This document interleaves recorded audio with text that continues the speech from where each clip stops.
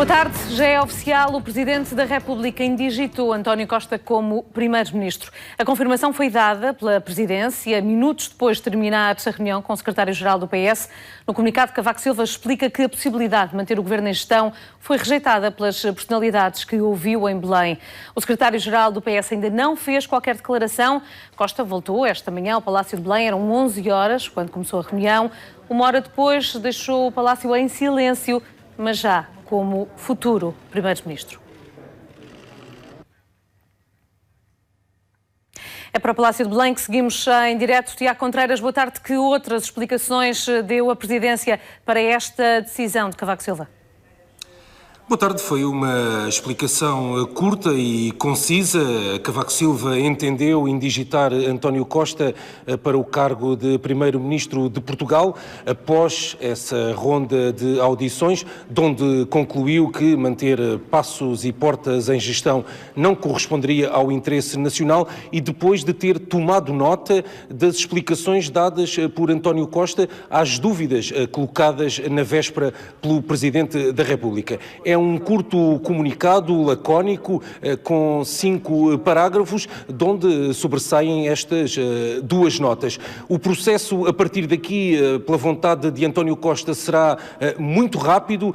Neste momento, o líder do Partido Socialista encontra-se na sede nacional do partido, no Largo do Rato, a encetar contactos para a formação do 21º Governo Constitucional. António Costa tem uma estrutura governativa na cabeça, basta-lhe agora receber o sim das personalidades que, de alguma forma, já tem identificadas. Tudo indica que a tomada de posse do 21º Governo acontecerá até ao final da semana. É provável que ainda aconteça na quinta-feira. O próximo passo é António Costa comunicar à Presidência da República os nomes que farão parte do elenco governativo. Não é obrigatório que António Costa o faça pessoalmente aqui no Palácio de Belém. Pode enviar essa informação por escrito para os serviços da Presidência da República, mas o que é certo é que nos 3 últimos dias úteis António Costa tem estado cara a cara com o Presidente da República e poderá voltar a fazê-lo para apresentar a composição do 21º Governo Constitucional. António Costa quer rapidez neste processo. Depois da tomada de posse, debate-se o programa do Governo na Assembleia da República. Esse momento deverá acontecer no início da próxima semana, talvez segunda e terça-feira. Há também condições por parte do Partido Socialista para, a muito breve trecho, apresentar um orçamento do Estado para 2016. Depois destes passos protocolares em território nacional, segue-se o habitual périplo europeu. António Costa deverá visitar Bruxelas para contactos com as instituições europeias. Deverá também fazer uma visita a Berlim e outra a Paris. É assim que tem sido nos últimos tempos. Cavaco Silva optou por indigitar António Costa através de um comunicado. Foi assim em 2009 com José Sócrates, repetiu-se também em 2011 com Pedro Passos Coelho. Apenas há alguns dias atrás, o Presidente da República entendeu indigitar Pedro Passos Coelho pela segunda vez de viva voz perante os portugueses devido à situação política diferente que se registava após a queda do governo. Aqui está, precisamente 2 semanas após o derrube de Pedro Passos Coelho e Paulo Portas na Assembleia da República, António Costa é indigitado como o próximo Primeiro-Ministro de Portugal. Tiago Contreiras, em direto do Palácio de Belém. Há já, por esta altura, reações políticas a esta decisão de Cavaco Silva. O líder parlamentar do PS, Carlos César, fala num virar de página e diz que espera que o executivo de António Costa possa tomar posse ainda esta semana.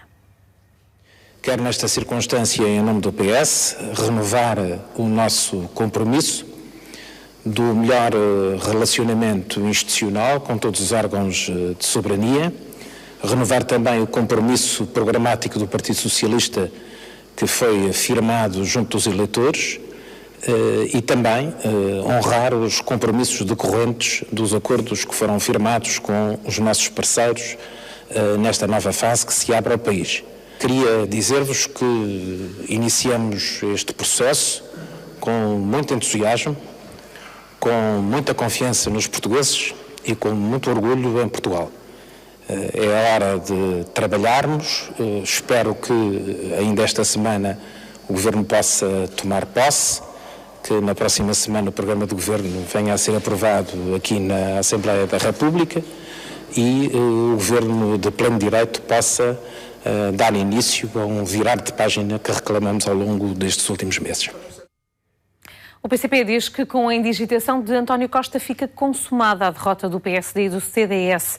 João Oliveira critica ainda Cavaco Silva por ter criado uma crise política e de não cumprir a Constituição ao indicar e não indigitar um primeiro-ministro. Com esta decisão fica consumada a derrota do PSD e do CDS e das suas pretensões de se manterem no governo.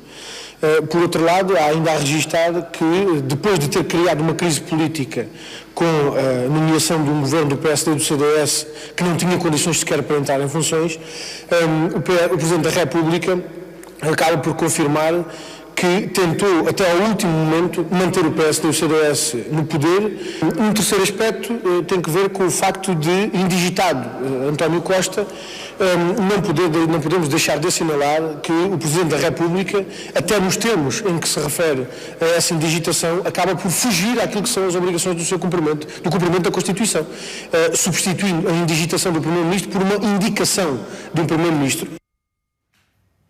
É convidado no Jornal da Tarde, Domingos Andrade, diretor executivo do Jornal de Notícias. Domingos, boa tarde. Ainda ontem conversámos aqui sobre o pedido de clarificações feito pelo Presidente António Costa e hoje temos esta decisão de Cavaco Silva. Foi demasiado rápida ou no tempo expectável? António Costa esteve bem. António Costa decidiu fazer aquilo que era expectável que fizesse. Ou seja, mandou o programa do Partido Socialista para o Presidente da República e enviou uma cartinha onde se compromete, provavelmente em termos gerais, com aqueles 6 pontos enumerados pelo Presidente da República. Há uma outra coisa que fez, que é no domínio simbólico. Os últimos tempos crisparam-se muito pelo lado do PS, tivemos inclusive deputados a insultar de alguma forma o Presidente da República, mas também pelo lado do PSD, no tom que usou muitas vezes para com o Partido Socialista e para com os partidos da esquerda. António Costa esteve bem em não divulgar, por exemplo, o conteúdo da carta que enviou ao Presidente da República. Nós não sabemos o que é que lá está. Temos uma indicação de que responde aos compromissos pedidos pelo Presidente da República e que foi enviado juntamente com isso o programa de governo. Sobre o que estava a dizer dos tempos, o Presidente da República é um homem muito simbólico. De resto, toda a atuação dele nestes tempos tem sido no domínio do simbólico e do que ele entende que são os poderes dele, os poderes constitucionais dele. E, portanto, dificilmente ele deixaria para amanhã, amanhã é 25 de novembro, quando passam 40 anos de 25 de novembro, a tomada desta decisão. Portanto, deixaria para quinta-feira ou para sexta, já não tomaria posse o Governo esta semana, como António Costa quer fazer, e, portanto, trazaria mais uns tempos, dando... Isto numa altura em que Bruxelas insiste que é urgente a apresentação de um projeto de Orçamento do Estado. Bruxelas insiste isso desde antes das eleições, não é? Bruxelas queria que até ao dia 15 de outubro Portugal apresentasse o projeto do orçamento. Vamos cá ver. Este país foi a eleições. É verdade que nós estamos inseridos numa comunidade, mas também é verdade que nós não podemos perder toda aquela que é a nossa autonomia. E, portanto, o tempo que foi necessário e que tem que ser necessário para apresentar o orçamento, tem que ser. E Bruxelas tem que evidentemente aguentar. De resto, temos visto que a questão do papão dos mercados, das taxas de juros, não tem tido qualquer efeito, pelo menos para já, no que tem sido o desenrolar destes últimos dias. Percebeu-se por este comunicado da Presidência que as instituições, a sociedade civil e outras figuras disseram claramente não a um governo de gestão. Não seria o mais indicado para o país neste momento? Publicamente nunca o disseram. Publicamente disseram duas coisas, de resto falamos disso ontem, que foi, ponto número 1, não é bom ter um governo estável, não é bom, portanto, ter um governo de gestão, mas também nunca assumiram que a solução que estava em cima da mesa era a melhor. É evidente que o Presidente da República não queria indigitar Pedro Passos Coelho, António Costa, e, portanto, esticou a corda até onde pôde esticar. E também é evidente que se escudou naquilo que foram as personalidades, no que lhe disseram. As personalidades todas, ao longo destes 50 dias, estamos a falar de, verdadeiramente não são 50 dias, o governo caiu no dia 10 de novembro. Portanto, ouviu toda esta gente para se escudar numa decisão. Também é evidente que se as posições tivessem sido contrárias, com certeza que ele teria um respaldo para tomar outro tipo de decisão, que seria, porventura, aquela decisão que ele gostaria de tomar. Repara que o Presidente da República veio justificando ao longo dos tempos sobre o que é o exercício de um governo de gestão, em tons até substancialmente diferentes daquele que faz hoje. Recordando os governos dele, recordando o governo de Sócrates, trazendo indiretamente o que aconteceu em 2002, quando António Guterres, então num governo de gestão, tomou uma série de decisões que eram fundamentais para a vida política portuguesa e para a sociedade portuguesa, nomeadamente na saúde, na área da saúde, fazendo mudanças na gestão hospitalar e que levaram a que o Presidente Jorge Sampaio pedisse então um parecer ao Tribunal Constitucional e o parecer do Tribunal Constitucional diz que todos os atos, o que está previsto é que todos os atos que um governo de gestão tome, que não possam ser deixados para outro governo, podem ser tomados. E, portanto, até nisso o Presidente da República falou. É evidente que é um desconforto para o Presidente da República em sair ao longo de tantos anos de poder. Ele é o homem, se não me falha a memória, há mais tempo no poder em Portugal. E, portanto, é um homem claramente de centro-direita. Esse desconforto, Domingos, é perceptível nestes momentos que são também eles simbólicos, fazer uma comunicação de viva voz, ou por escrito, e até esta observação feita pelo próprio Partido Comunista Português. Não, este documento da Presidência não diz que o Presidente indigitou, António Costa diz que indicou para Primeiro-Ministro. Nestes pormenores, é possível perceber o desconforto do Presidente? Nesses pormenores, o Presidente da República só tem neste momento um único poder, o verdadeiro poder. Ele não perdeu o poder de nomear o governo, dar posse ao governo. É o poder que ele tem. Ele exerceu esse poder até agora, exerceu esse direito. E, portanto, e há um outro poder, há outros poderes que ele tem, que é o poder de veto. E isso é que vai ser o mais interessante aqui para a frente. É perceber como é que vai ser nos próximos 3 meses, são só 3 meses, a coabitação entre o Partido Socialista, o novo Primeiro-Ministro, o Governo e o Presidente da República em áreas tão sensíveis. Há muitas áreas sensíveis em cima da mesa. Temos desde logo a venda de novo banco, temos a reversão do processo de privatização da TAP, temos uma série de questões fraturantes, como seja a lei do aborto, a possibilidade da adoção de crianças por casais do mesmo sexo. São questões que têm que cair todas ao Presidente da República. E uma outra também, que é a questão da presença de Portugal na coligação internacional contra o terrorismo, que é uma área onde o Presidente da República tem, evidentemente, os seus poderes intactos.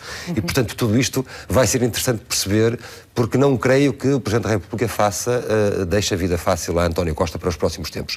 Vai obrigá-lo, enquanto ele estiver na Presidência da República, cumprir o que estará naquele papel, que faça um orçamento rápido e um orçamento que cumpra os nossos compromissos internacionais, tal como ele exigiu, e o orçamento vai ter que estar aí à porta. O António Costa vai ter que rapidamente reverter algumas medidas que, em virtude de não haver orçamento para 2016, a sobretaxa do IRS, por exemplo, que deixa de existir, os cortes na função pública, essas medidas vão ter que ser aprovadas rapidamente no Parlamento para a manutenção dessas, para que o orçamento não derrape. Portanto, vamos assistir a tempos de coabitação que não me parece que sejam fáceis, algum tipo de pasto podre nos próximos, se me permite a expressão, nos próximos 3 meses. Domingos, nós já voltamos a falar, continuamos a acompanhar algumas das reações. Neste caso, os que chegam de fora, a notícia da indigitação de António Costa, como Primeiro-Ministro, já chegou a Bruxelas. Agora, António Esteves Martins, por aí espera-se que chegue quanto antes um projeto de orçamento do Estado. Boa tarde, Sandra. Essa é uma boa notícia para as instituições europeias, uma vez que aqui sempre se disse que a pior coisa que pode acontecer a um país que esteja numa situação idêntica à portuguesa, ou à grega, ou à irlandesa, é haver instabilidade política e, sobretudo, vazio no poder. Ora, a nomeação de António Costa vai permitir a rápida apresentação aqui em Bruxelas do projeto de orçamento. Portugal está em falta, não apresentou como devia ter apresentado até 15 de outubro, já ontem foi referido no Eurogrupo e agora espera-se que o futuro Ministro das Finanças, muito provavelmente Mário Centeno, possa vir aqui fazer essa diligência. Mário Centeno pode vir ainda esta semana aqui à capital belga. Depois, António Costa deverá fazer aquilo que fazem tradicionalmente os primeiros ministros dos países depois de serem empossados, tomar contacto com os colegas. Domingo há aqui uma mini-cimeira com a Turquia. É a primeira oportunidade para António Costa, que não deixará, como os seus predecessores, de fazer uma visita a François Hollande, em Paris. São amigos, é normal, mas também a Angela Merkel, que é uma visita incontornável para todos aqueles que assumem funções num país. Fizeram os espanhóis, os gregos e outros, até os próprios franceses. Quando o Presidente da República Francesa é eleito, vai a Berlim e vice-versa. Por conseguinte, nas próximas semanas vamos ter uma intensa atividade, mas, sobretudo, Portugal vai ter que apresentar aqui o projeto de orçamento e garantir que vai manter os compromissos já assumidos. António Esteves Martins, dar-nos conta da reação de Bruxelas às notícias conhecidas esta manhã em Portugal. A Ministra da Educação em funções esteve hoje numa cerimónia em Vila Nova de Gaia. Não quis para já fazer grandes comentários a esta mudança, referiu apenas a necessidade de se apostar mais na educação e assumiu que a indigitação de António Costa é um sinónimo de democracia. É democracia a funcionar, digamos, o normal. Normal evolução, não é uma situação para comentar, acho eu.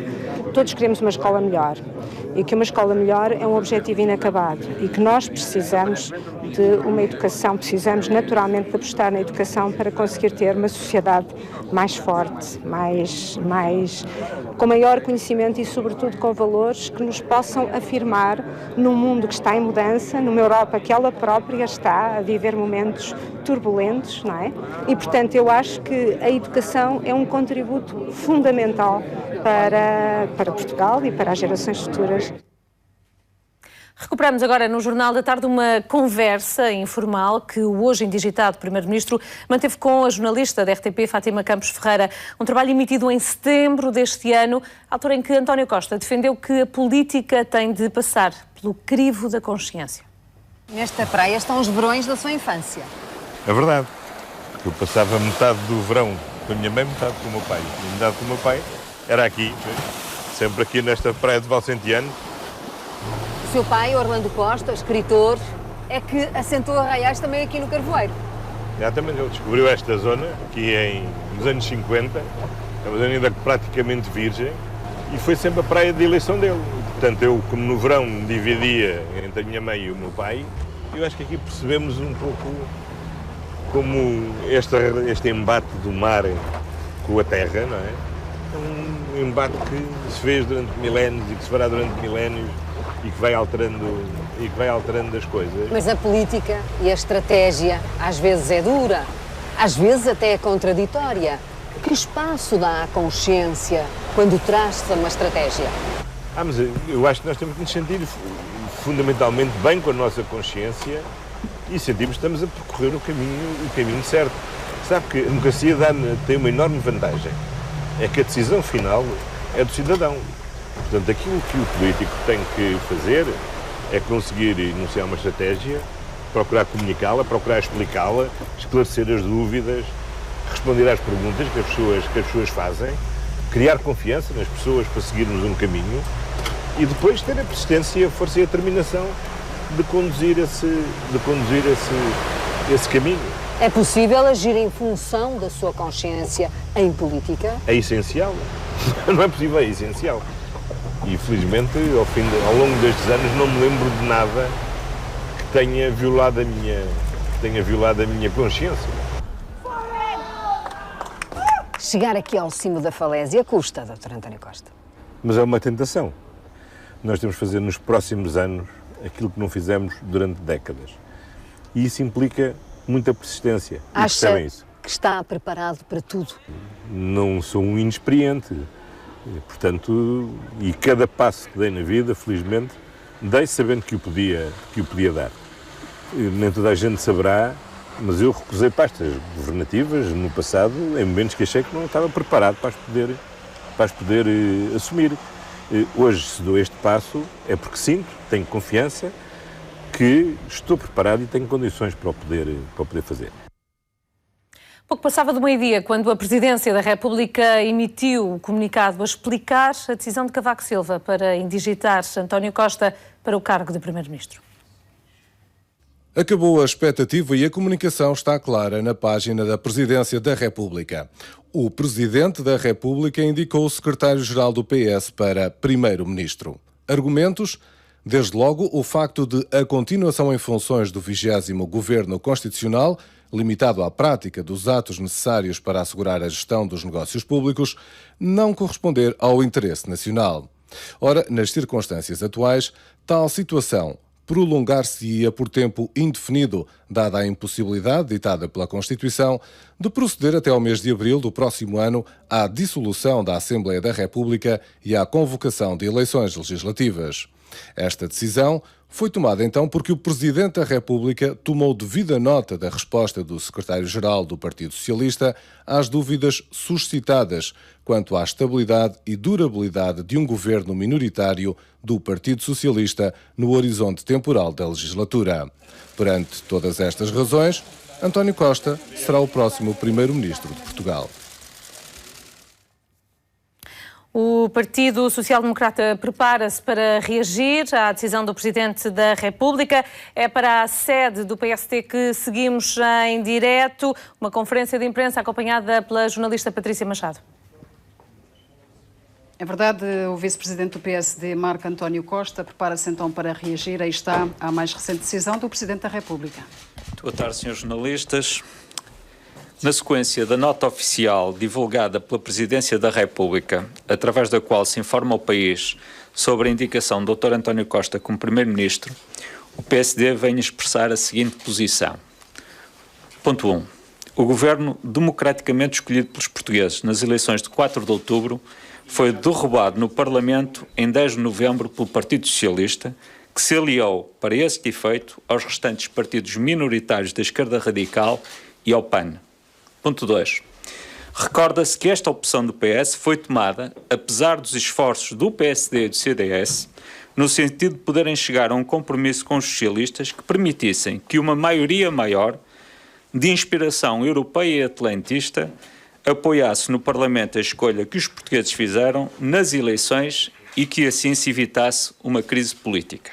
Ponto 3. Esta crise política surgiu no momento em que Portugal está em plena recuperação económica, com um crescimento previsto de 1,5% e uma redução sustentada do desemprego que já baixou para 11,9%. Sublinha-se ainda que Portugal, pela primeira vez desde que é membro da zona euro, atingirá este ano um déficit inferior a 3%, podendo assim sair do procedimento por déficit excessivo. Sempre dissemos que a crise política causada com o derrubo do 20º Governo Constitucional deveria obrigar os responsáveis pela mesma a apresentarem uma solução alternativa do Governo que fosse coesa e duradoura. Ora, é manifesta a fragilidade e inconsistência da solução apresentada pelo PS como alternativa de Governo. Acresce que os 3 entendimentos bilaterais que assinou, para além de assimétricos, são omissos em matérias essenciais para o futuro do país e têm subjacente uma estratégia económica que nos merece as maiores reservas e preocupações.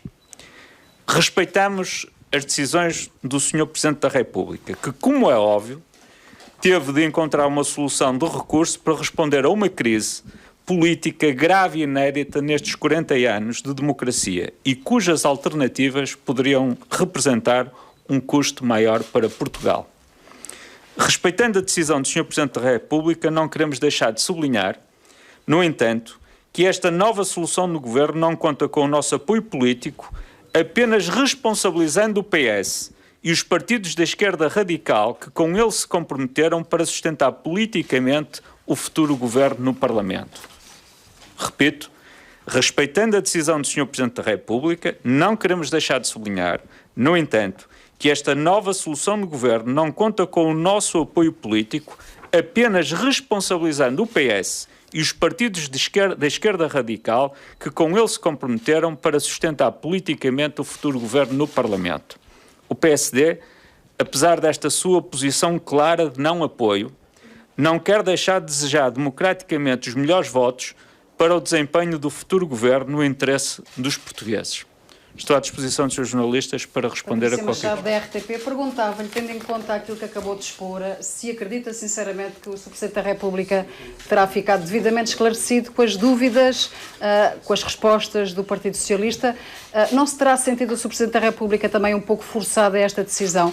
Primeiro porque Passos Coelho disse que não ficaria a assar, disse-o publicamente, e segundo creio também ao Sr. Presidente da República, que não ficaria a assar num governo de gestão. E também porque o Sr. Presidente da República, no comunicado que fez chegar, na nota que fez chegar pouco depois de receber António Costa aos jornalistas, disse que, dada a impossibilidade de dissolver o Parlamento, de convocar eleições legislativas até abril, esta era também a sua decisão. Antes de mais, boa tarde. Permita-me que não faça comentários nem especulações sobre aquilo que acha ou não acha o Sr. Presidente da República. Nós devemos nos cingir aos factos e à posição que nós próprios temos sobre esta matéria. A nossa posição é muito clara.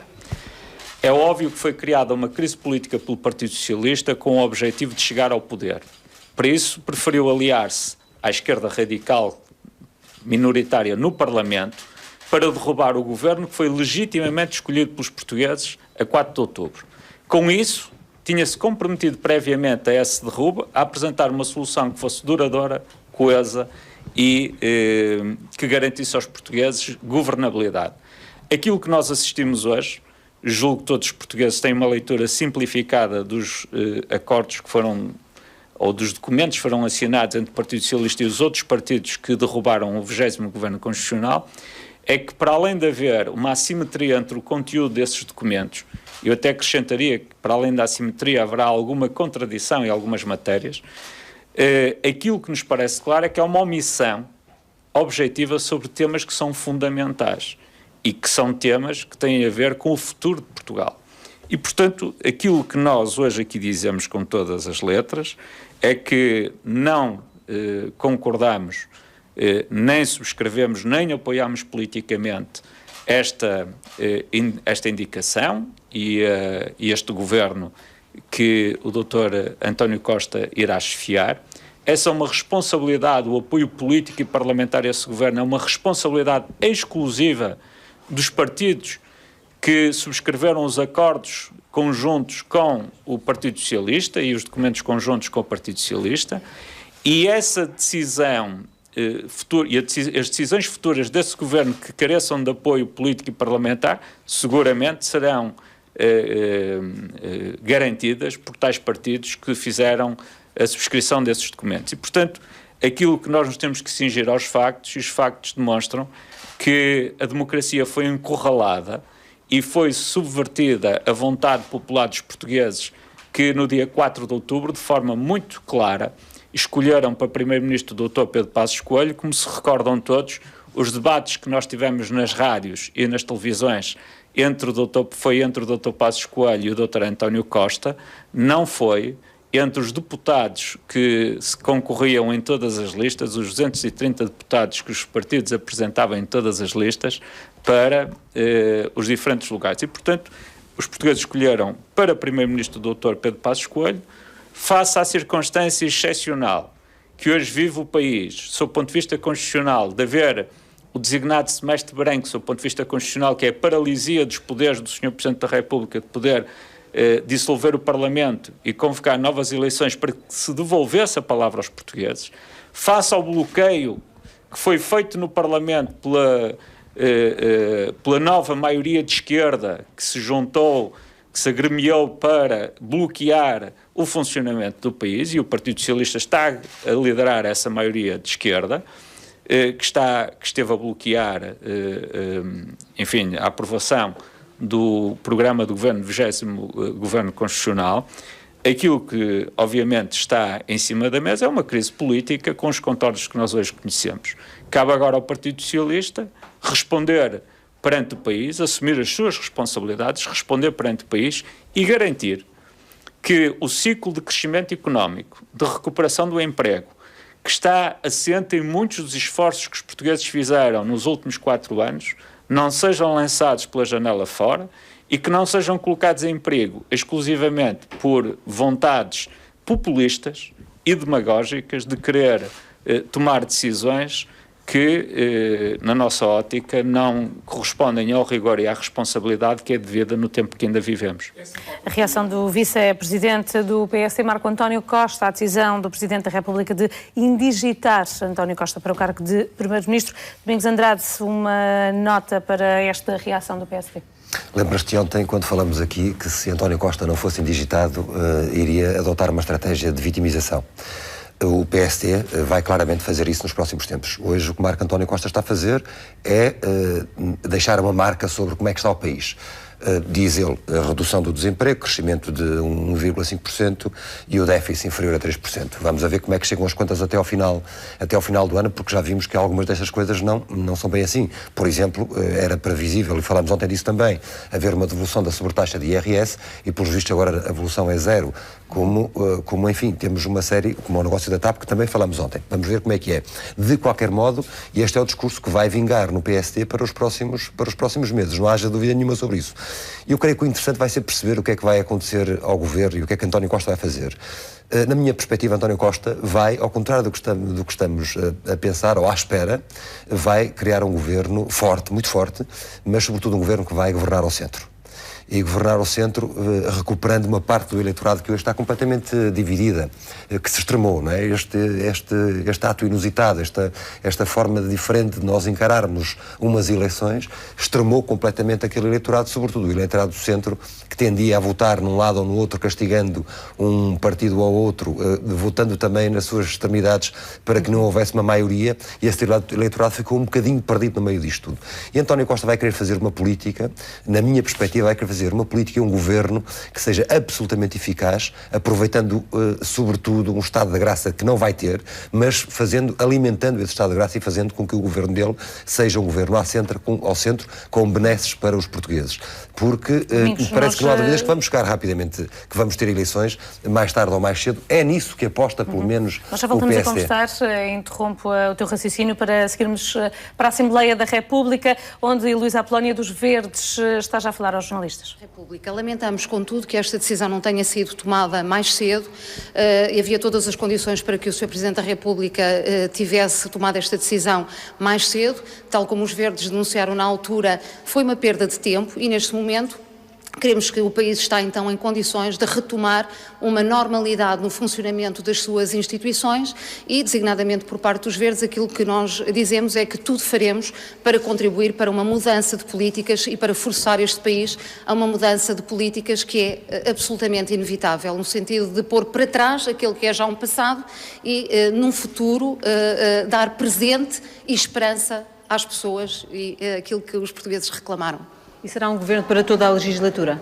Bem, as conversações que foram feitas foram no âmbito de uma legislatura, mas os Verdes estão naturalmente predispostos para a continuidade de um diálogo que já se iniciou e que nós entendemos que pode contribuir definitivamente para uma mudança de políticas em Portugal. Essa predisposição para o diálogo é o compromisso e o empenho dos Verdes nesta legislatura. Reação do Partido Ecologista, os Verdes, esta decisão. Voltamos à conversa com o diretor executivo do Jornal de Notícias. Aliás, Domingos, falavas na necessidade de um governo forte. Será um governo capaz de aguentar uma legislatura? Nós vamos ter, sobretudo, dois palcos políticos. Um é o Parlamento, que readquire aqui, de facto, uma importância absolutamente primordial no que é que vão ser os próximos tempos em Portugal. E o outro é o Governo. Quer as negociações no Parlamento, as negociações entre o PS, o Partido dos Verdes, o PCP e o Bloco de Esquerda e também o PAN, enfim, sendo só um deputado, mas aí vai ser crucial o debate do orçamento, por exemplo, o que existe nos acordos tripartidos, no memorando de entendimento, se quisermos pôr assim as coisas, é sobretudo uma negociação ponto a ponto do que são as questões estruturantes para o país. Muito trabalho fora vai ser do hemiciclo. muito trabalho fora do hemiciclo e muito trabalho no Governo. António Costa, com certeza, disse que queria tomar rapidamente posse, o que quer dizer que todos os nomes estão apontados, conversados e que nós saberemos rapidamente quais são esses nomes que vão integrar o próximo governo.